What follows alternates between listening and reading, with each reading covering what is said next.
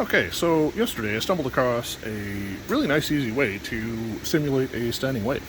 So, just got a piece of this is about 4 feet long. The length of this cable that's in between our two four splits determines the length of the waves.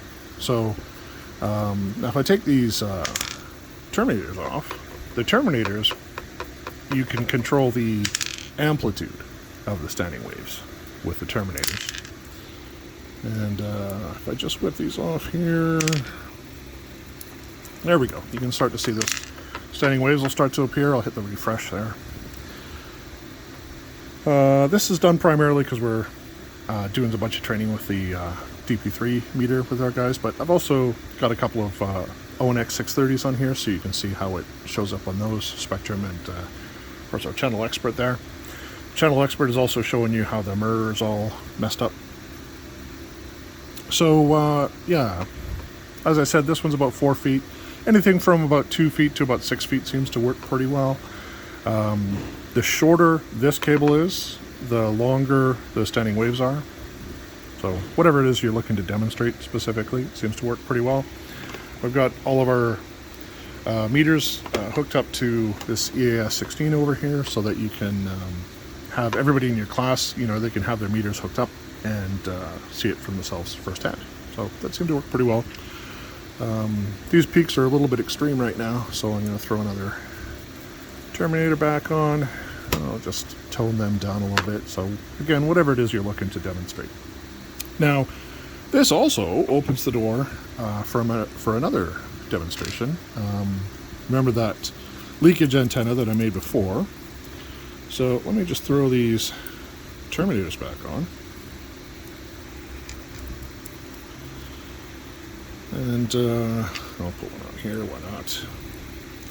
So if I take the cable away,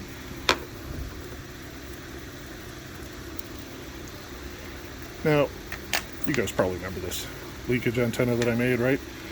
Because we're going through these two 4 splits and then a 16 tray, there's a lot of loss in there. So I had to use a single port drop amp to amplify what that antenna picks up. If we plug this in here,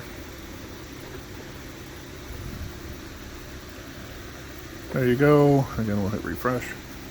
So now you're seeing just what I'm picking off, just what's floating around in the room here. And yeah, it's pretty predictable here. We're seeing FM radio down there.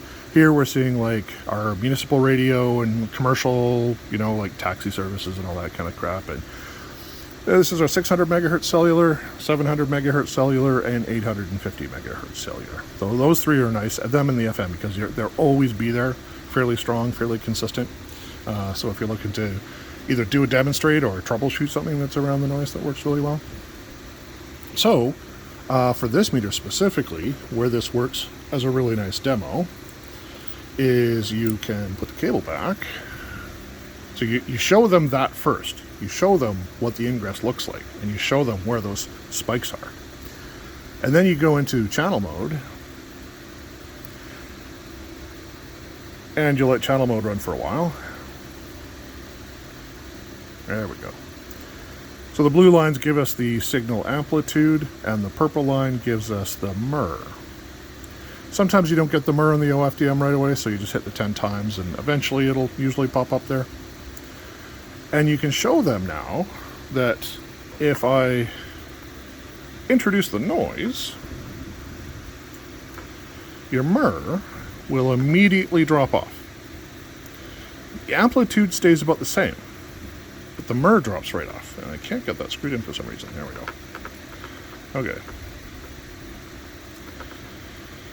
And the MUR drops off pretty much in the same places where you had those big piles of noise coming in. So it's just a really nice demo, I think, for showing them how, the signal strength looks okay, but it's definitely dirty. There's definitely something going on. That's the sort of, squirrel chew drop, that sort of thing. OFDM MUR is just not coming back, just because every time you try to demonstrate something, it won't work. But, oh, there we go. Okay, so now if I take the leakage away again, And this will just clean right up again. Might have to scan through once or twice, but yeah, really nice demo for that. And just with one little setup, you can provide a nice little simulation of all that sort of stuff. The MUR on the ONX 630 will take a little bit longer to clean up. It's a longer sample over time, I think. So, but that will clear up as well. Yeah, there you go.